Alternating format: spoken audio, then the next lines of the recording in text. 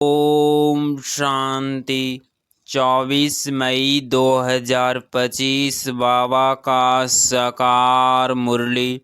मीठे बच्चे, अमृत बेले अपने दूसरे सब संकल्पों को लौपक बंद कर एक बाप को प्यार से याद करो। बाप से मीठी मीठी रूह रिहान करो। प्रश्न: तुम बच्चों की हर बात में अर्थ है, अर्थ सहित शब्द कौन बोल सकता है? उत्तर: जो देही अभिमानी है वही हर बोल अर्थ सहित बोल सकता है। बाप तुम्हें संगम पर दिखलाते हैं वह अर्थ सहित है। देह अभिमान में आकर मनुष्य जो कुछ बोलते हैं वह सब अर्थ के बिना अनर्थ है। उससे कोई फल नहीं निकलता, फायदा नहीं होता। गीत: नयनहीन को राह दिखाओ, नयनहीन को राह दिखाओ प्रभु। ओम शांति। यह सब गीत आदि है भक्ति मार्ग के। तुम्हारे लिए गीतों की दरकार नहीं है। कोई तकलीफ की बात नहीं। भक्ति मार्ग में तो तकलीफ बहुत है। कितनी रस्म रिवाज चलती है। ब्राह्मण खिलाना, यह करना, तीर्थों आदि पर बहुत कुछ करना होता है। यहाँ आकर सब तकलीफ़ों से छुड़ा देते हैं। इसमें कुछ भी करना नहीं है। मुख से शिव शिव नहीं बोलना है। यह कायदे मुजीब नहीं, इसमें कोई फल नहीं मिलेगा। बाप कहते हैं यह अंदर में समझना है, मैं आत्मा हूँ। बाप ने कहा है हमको याद करो, अंतमुखी हो बाप को ही याद करना है। तो बाप प्रतिज्ञा करते हैं तुम्हारे पाप भस्म हो जाएंगे। यह है योग अग्नि जिससे तुम्हारे विकर्म विनाश हो जाएंगे। फिर तुम वापिस चले जाएंगे। हिस्ट्री रिपीट होती है। यह सब अपने साथ बातें करने की युक्तियाँ है। अपने साथ रूह रिहान करते रहो। बाप कहते हैं मैं कल्प कल्प तुमको यह युक्ति बताता हूँ। यह भी जानते हैं धीरे धीरे यह जहाड़ वृद्धि को पाएगा। माया का तूफान भी इस समय है, जबकि मैं आकर तुमको बच्चों को माया के बंधन से छुड़ाता हूँ। सतयुग में कोई बंधन होता नहीं।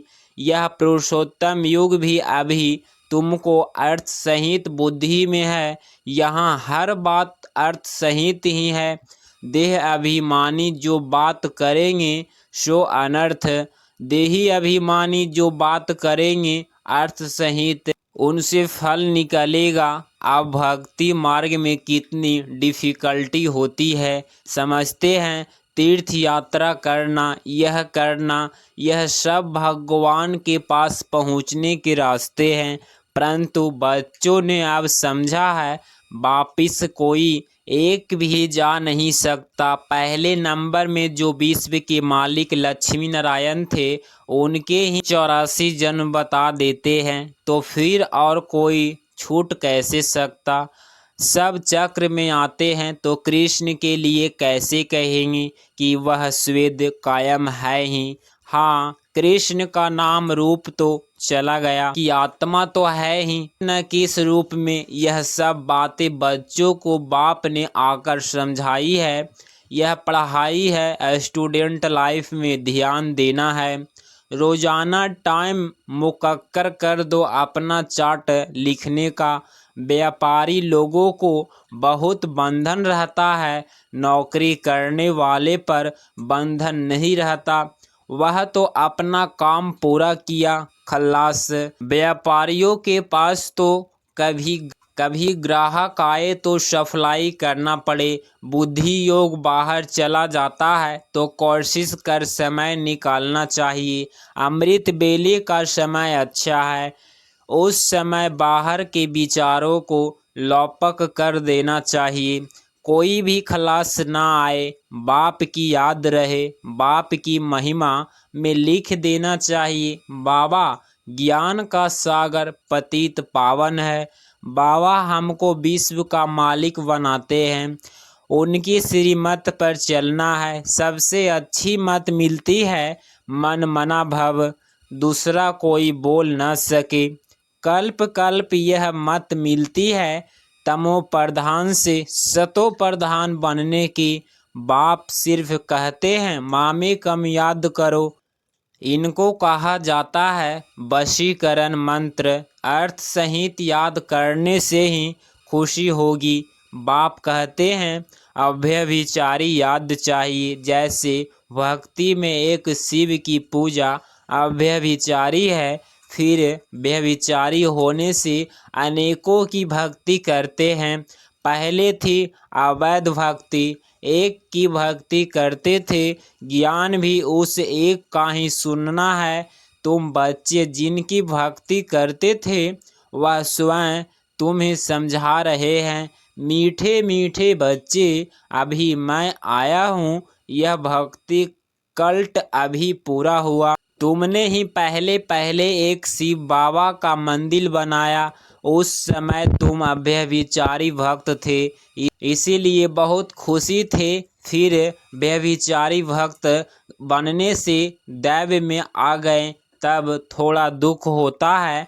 एक बाप को सबको सुख देने वाला है ना। बाप कहते मैं आकर तुम बच्चों को मंत्र देता हूँ। मंत्र भी एक का ही सुनो। यहाँ देहधारी कोई भी नहीं। यहाँ तुम आते ही हो बाप दादा के पास। शिव बाबा से उच्च कोई है नहीं। याद भी सब उनको करते हैं। भारत ही स्वर्ग था, लक्ष्मी नारायण का राज्य था। उनको ऐसे किसने बनाया जिनकी तुम फिर पूजा करते हो? किसको पता नहीं महालक्ष्मी कौन है? महालक्ष्मी का आगे जन्म कौन सा था? तुम बच्चे जानते हो, वह है जगत अम्बा। तुम सब माताएं हो, वंदे मातरम। सारे जगत पर ही तुम अपना दाव जमाती हो। भारत माता कोई एक का नाम नहीं। तुम सब शिव से शक्ति लेते हो। योग बल से शक्ति लेने में माया इंटरफेयर करती है। युद्ध में कोई अंगुली लगाते हैं, अंगुली लगाई और तुम फंस पड़ो।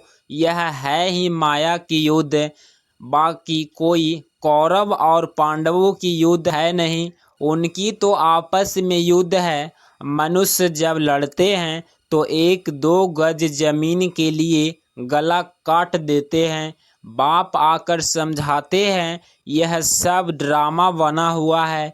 राम राज्य, रावण राज्य। अभी तुम बच्चों को यह ज्ञान है कि हम राम राज्य में जाएंगे। वहाँ अतः खुश है, नाम ही है सुख धाम। वहाँ दुख का नाम निशान नहीं होता। अब जबकि बाप आए हैं ऐसी रजाई देने, तो बच्चों को कितना पुरुषार्थ करना चाहिए। घड़ी घड़ी कहता हूँ बच्चे थको मत, शिव बाबा को याद करते रहो। वह भी बिंदी है, हम आत्मा भी बिंदी है। यहाँ पाठ बजाने आए हैं, अब पाठ पूरा हुआ है। अब बाप कहते हैं मुझे याद करो तो विकर्म विनाश होंगे। विकर्म आत्मा पर ही चढ़ते हैं ना, शरीर तो यहाँ खत्म हो जाएंगे। कई मनुष्य कोई पाप कर्म करते हैं तो अपने शरीर को ही खत्म कर देते हैं, परंतु से कोई पाप उतरता नहीं है। पाप आत्मा कहा जाता है। साधु संत आदि तो कह देते आत्मा निर्लेप है। आत्मा सो परमात्मा अनेक मतें हैं। अभी तुमको एक श्रीमत मिलती है। बाप ने तुम्हें ज्ञान का तीसरा नेत्र दिया है। आत्मा ही सब कुछ जानती है। आगे ईश्वर के बारे में कुछ नहीं जानते थे। सृष्टि चक्र कैसे फिरता है, आत्मा कितनी छोटी है। पहले पहले आत्मा का रियलाइजेशन कराते हैं। आत्मा बहुत सूक्ष्म है, उनका साक्षात्कार होता है। वह सब है भक्ति मार्ग की बातें, ज्ञान की बातें बाप ही समझाते हैं। वह भी भ्रकुटी के बीच में आकर बैठते हैं। बाजू में यह भी झट समझ लेते हैं। यह सब है नई बातें जो बाप ही बैठकर समझाते हैं, यह पक्का याद कर लो, भूलो नहीं। बाप को जितना याद करेंगे उतना विकर्म विनाश होंगे। विकर्म विनाश होने पर ही आधार है तुम्हारे भविष्य का। तुम बच्चों के साथ साथ भारत खंड भी सबसे सौभाग्यशाली है। इन जैसा सौभाग्यशाली दूसरा खंड नहीं है। यहाँ बाप आते हैं। भारत ही हेवन था, जिसको गॉर्डन अल्लाह कहते हैं। तुम जानते हो, बाप फिर से भारत को फूलों का बगीचा बना रहे हैं। हम पढ़ते ही हैं, वहाँ जाने के लिए साक्षात्कार भी करते हैं। यह भी जानते हैं कि यह वही महाभारत लड़ाई है। फिर ऐसी लड़ाई कभी लगती नहीं है। तुम बच्चों के लिए नई दुनिया में जरूर चाहिए। नई दुनिया थी ना, भारत स्वर्ग था। 5000 वर्ष हुए, लाखों वर्ष की तो बात ही नहीं। लाखों वर्ष होते तो मनुष्य अनगिनत हो जाएं। यह भी कोई की बुद्धि में नहीं बैठता कि इतना हो कैसे सकता, जबकि इतनी आदमशुमारी नहीं है। अभी तुम समझते हो, आज से 5000 वर्ष पहले हम विश्व पर राज्य करते थे और खंड नहीं थे। वह होते हैं बाद में। तुम बच्चों की बुद्धि में यह सब बातें हैं और किसकी बुद्धि में बिल्कुल नहीं है। थोड़ा भी इशारा दो तो समझ जाए। बात तो बरोबर है, हमारे पहले जरूर कोई धर्म था। अभी तुम समझा सकते हो कि एक आदि सनातन देवी देवता धर्म था, वह प्राय लोप हो गया है। कोई अपने को देवता धर्म की कह नहीं सकते। समझते ही नहीं कि हम आदि सनातन देवी देवता धर्म के थे। फिर वह धर्म कहाँ गया? हिंदू धर्म कहाँ से आया? कोई का भी इन बातों में चिंतन नहीं चलता है। तुम बच्चे समझा सकते हो, बाप तो है ज्ञान का सागर। ज्ञान की अथॉरिटी तो जरूर आकर ज्ञान सुनाया होगा।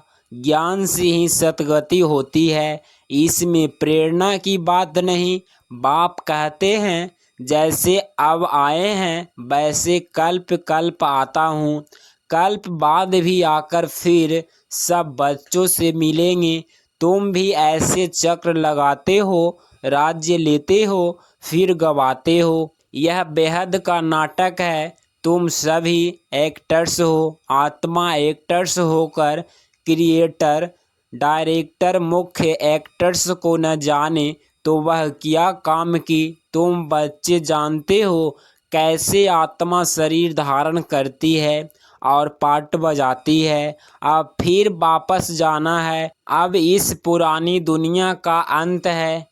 कितनी सहज बात है, तुम बच्चे ही जानते हो। बाप कैसे गुप्त बैठे हैं। उदरी में करतार देखा, अब देखा कहे या जाना कहे, बात एक ही है। आत्मा को देख सकते हैं, परंतु उससे कोई फायदा नहीं है। कोई को समझ में आ ना सके। नौंधा भक्ति में बहुत साक्षात्कार करते हैं। आगे तुम बच्चे भी इतने साक्षात्कार करते थे, बहुत प्रोग्राम आते थे। फिर पिछाड़ी में यह खेल पाल तुम देखेंगे। अब तो बाप कहते हैं, पढ़कर होशियार हो जाओ। अगर नहीं पढ़ेंगे तो फिर जब रिजल्ट निकलेगी तो मुंह नीचे हो जाएगा। फिर समझेंगे हमने कितना समय वेस्ट किया। कितना कितना बाप की याद में रहेंगे। याद के बल से पाप मिट जाएंगे। जितना बाप की याद में रहेंगे उतना खुशी का पारा चढ़ेगा। मनुष्य को यह पता नहीं है कि भगवान को क्यों याद किया जाता है। कहते भी है, तुम मात पिता हम बालक तेरे। अर्थ नहीं जानते, अभी तुम जानते हो। शिव के चित्र पर समझा सकते हो। यह ज्ञान का सागर पतित पावन है, उनको याद करना है। बच्चे जानते हैं वहीं बाप आया है।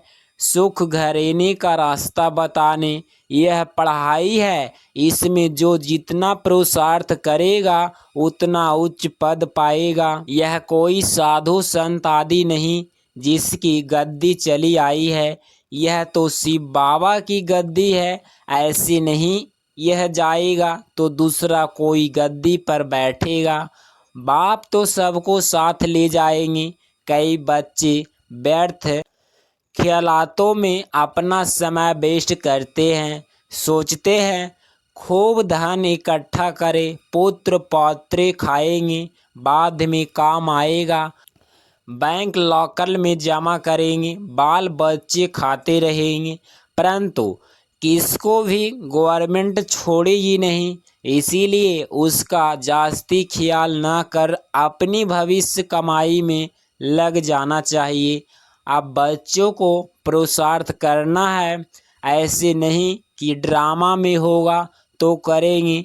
पुरुषार्थ बिगर खाना भी नहीं मिलता, परंतु किसकी तकदीर में नहीं है तो फिर ऐसे ऐसे ख्यालात आ जाते हैं। तकदीर में ही नहीं है तो फिर ईश्वरीय तकबीर भी क्या करेगा। जिसकी तकदीर में है वह अच्छी रीति धारण करते और कराते हैं।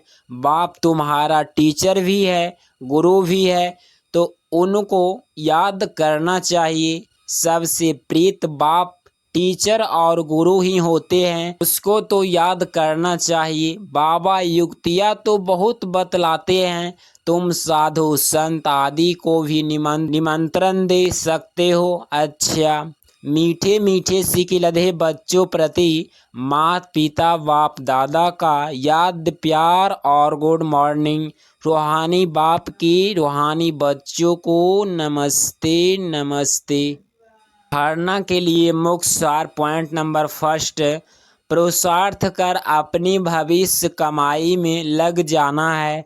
ड्रामा में होगा तो कर लेंगे, यह कहकर पुरुषार्थहीन नहीं बनना है। पॉइंट नंबर टू, सारे दिन में जो भी पाप होते हैं या किसी को दुख देते हैं तो नोट करना है, सच्चाई से बाप को सुनाना है। साफ दिल बन एक बाप की याद से सब हिसाब चुकतू करने हैं। 24 मई 2025 का वरदान, ताज और तख्त को सदा कायम रखने वाले नियंत्रण स्वतः योगी भव। स्पष्टीकरण, वर्तमान समय बाप द्वारा सभी बच्चों को ताज और तख्त मिलता है। अभी का यह ताज वह तख्त अनेक जन्मों के लिए ताज तख्त प्राप्त कराता है। विश्व कल्याण की जिम्मेवारी का ताज और बाप दादा का दिल तख्त सदा कायम रहे तो नियंत्रण स्वतः योगी बन जाएंगे। उन्हें किसी भी प्रकार की मेहनत करने की बात नहीं, क्योंकि एक तो संबंध समीप का है, दूसरा प्राप्ति अटूट है। जहाँ प्राप्ति होती है वहाँ स्वतः याद होती है। स्लोगन, प्लान बुद्धि से प्लान को प्रैक्टिकल में लाओ तो सफलता समाई हुई है। अब व्यक्ति सारे रूहानी रॉयल्टी और प्योरिटी की पर्सनालिटी धारण करो। दुख अशांति की उत्पत्ति अपवित्रता से होती है। जहाँ अपवित्रता नहीं वहाँ दुख या शांति कहाँ से आई। आप सब पतित पावन बाप के बच्चे मास्टर पतित पावन हो, तो जो औरों को पतित से पावन बनाने वाले हैं वह स्वयं तो पावन होंगे ही। ऐसी पावन पवित्र आत्माएं के पास खुश और शांति स्वतः ही है। सबसे बड़े ते बड़ी महानता है ही पावन बनना। आज भी इसी महानता के आगे सभी सिर झुकाते हैं। अगर इस चैनल पे आप डेली मुरली क्लास सुन रहे हैं तो चैनल को प्लीज़ सब्सक्राइब करें और नोटिफिकेशन ऑल पे क्लिक करें। ओम शांति।